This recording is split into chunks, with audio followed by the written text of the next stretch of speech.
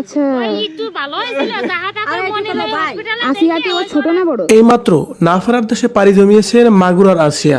কিভাবে কখন তিনি মারা গেলেন এবং কি শেষ মুহূর্তে তার সাথে কি ঘটেছিল যা জানলে জানে আপনি অবাক হবেন। ভিউয়ার্স, এই বিষয়ে জানতে সম্পূর্ণ ভিডিওটি দেখে সঙ্গেই থাকুন আর ভিডিওটি শেয়ার করে সবাইকে দেখার সুযোগ করে দিন, যাতে করে হিট্টু শেখের মতো অমানুষদের কঠিন থেকে কঠিনতর শাস্তির আওতায় আনা যায়। আসিয়া আজ কটা দিন ধরে মৃত্যুর সঙ্গে পাঞ্জা লড়ছিলেন হসপিটালে। অবশেষে যেন না ফেরার দেশেই পাড়ি জমাতে হলো এই ছোট্ট বাচ্চাটিকে। মূলত আজকে বৃহস্পতিবার বেলা 1টার দিকে তাকে মৃত ঘোষণা করা হয়েছে। ঢাকার সম্মিলিত সামরিক হাসপাতালে সিএমএইচে পেডিয়াট্রিক নিউরোলজিস্ট বিভাগের অধ্যাপক কর্নেল নাজমুল হামিদ সাংবাদিকদের এই তথ্যই নিশ্চিত করেছেন। কর্নেল নাজমুল হামিদ বলেন, আজ সকালবেলা 2 দফায় শিশুটির কার্ডিয়াক অ্যারেস্ট হয়।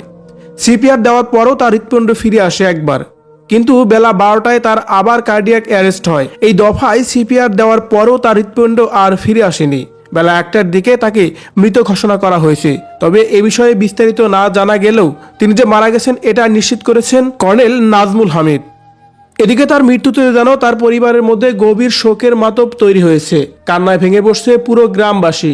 তার কারণ আসিয়ার জন্য বাংলাদেশের মানুষের কার মন কাঁদেনি।